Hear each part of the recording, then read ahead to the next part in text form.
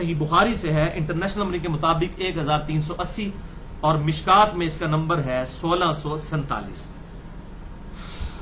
بڑی رکت انگیز یہ حدیث ہے۔ آپ صلی اللہ علیہ وسلم نے فرمایا جب جنازے کو رکھا جاتا ہے اور لوگ میت کو اپنے کندھوں پر اٹھا کر چلتے ہیں تو میت کلام کرتی ہے، بولتی ہے۔ اگر نیک میت ہوتی ہے تو کہتی ہے مجھے جلدی جلدی آگے پہنچا دو، کیونکہ قبر تو جنت کا باغ اس کے لیے بننے والی ہے۔ اور اگر بدکار میت ہوتی ہے تو کہتی ہے تباہی ہو، مجھے کہاں پر لے کر جا رہے ہو۔ اور اس میت کی اس آواز کو انسانوں اور جنوں کے علاوہ ہر مخلوق سنتی ہے۔ اگر انسان سن لے تو بے ہوش ہو جائیں، یہ آپ سے کے الفاظ ہیں۔ یہ اللہ نے پردہ ڈالا ہوا ہے، صحیح بخاری 1380۔ یہ میں کوئی وہ سٹوری بک نہیں پڑھ رہا، احادیث کی کتاب ہے، بخاری اور مسلم کی متفق علیہ حدیث ہے۔ بخاری میں 1374، مسلم میں 7216 اور مشکات میں 126 نمبر ہے اس کا۔ لیکن جو بخاری کا ترک ہے میں وہ بیان کرنے لگا ہوں 1374 بخاری، اور اسی کے تحت میرا وہ لیکچر بھی ہے، مسئلہ نمبر 78، صراط مستقیم اور قبر کے 4 سوال، 3 نہیں 4 سوال۔ آپ صلی اللہ علیہ وسلم نے فرمایا جب مردے کو دفنا کر لوگ چلے جاتے ہیں تو وہ جانے والوں کی جوتیوں کی آواز بھی سنتا ہے، یعنی اللہ تعالیٰ اس کے ساتھ ایسا معاملہ کرتا ہے کہ وہ جانے والے کی جوتیوں کی آواز بھی سنتا ہے۔ ویسے اگر آپ کیمرہ لگائیں آپ کو نہیں نظر آئے گا، آپ کو ویسے ہی وہ نظر آئے گا جیسے اس کو لٹایا گیا، کیونکہ یہ پردے والی زندگی ہے، برزخ کی، جو میں نے پچھلی دفعہ ڈسکس کیا تھا۔ جوتیوں کی آواز کیوں سنتا ہے؟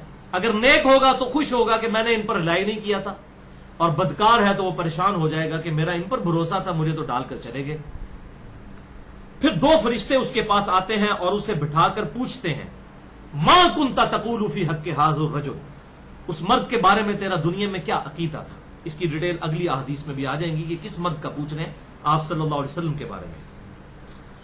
وہ کہے گا میں گواہی دیتا ہوں کہ وہ اللہ کے بندے اور اس کے رسول صلی اللہ علیہ وسلم تھے۔ پھر اسے جہنم اور جنت دکھائے جاتے ہیں، اور اگر وہ مومن ہوتا ہے اور سوالوں کے جب جواب دے لیتا ہے تو اسے بتایا جاتا ہے یہ جنت تیرا ٹھکانہ ہے۔ دوزخ بھی ساتھ دکھائی جاتی ہے کہ اگر بچوں جی جواب نہ آتا تو یہاں تو انہیں جانا تھا، اب یہ جنت تیرا ٹھکانہ ہے۔ اور جب منافق کو قبر میں رکھا جاتا ہے تو وہ سوالوں کے جواب میں کہتا ہے لا ادری لا ادری، مجھے کوئی معلوم نہیں، مجھے کچھ معلوم نہیں، میں وہی کہتا تھا جو لوگ کہا کرتے تھے، یعنی سن سنا کے سننی۔ لوگ کہتے تھے این جی ہوتا ہے، میں بھی کہتا تھا این جی ہوتا ہے، اسی تو شروع تو این جا، پڑھ پڑھا کے سننی نہیں، سن سنا کے سننی۔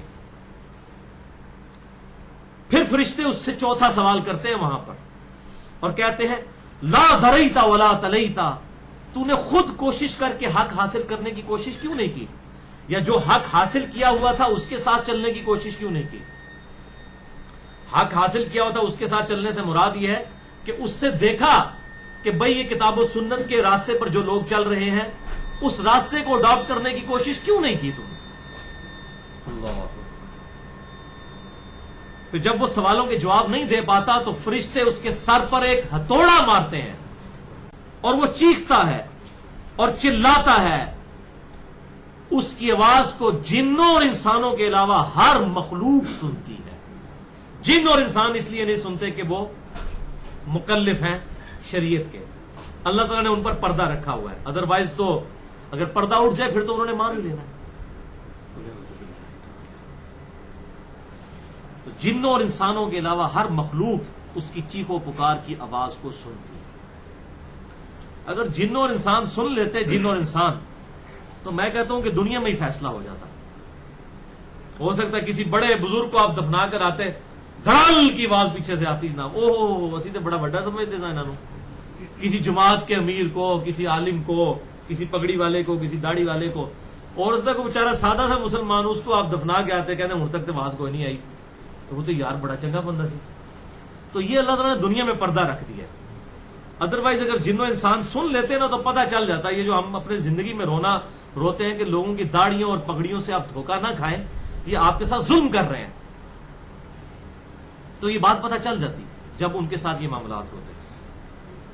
اچھا، یہاں پر یہ بات آئی کہ مردے کو اللہ تعالیٰ سنوا دیتا ہے جانے والوں کی جوتوں کی آواز، تو جہاں جہاں احادیث میں مردے کا سننا ثابت ہے، اہل سنت کا اتفاقی عقیدہ ہے کہ وہ سننا جائز ہے، بالکل ثابت ہے۔ اس کے بارے میں عقیدہ رکھنا، سماع موتا کا ایسا عقیدہ رکھنا جو کتاب و سنت سے ثابت ہے، وہ جائز ہے۔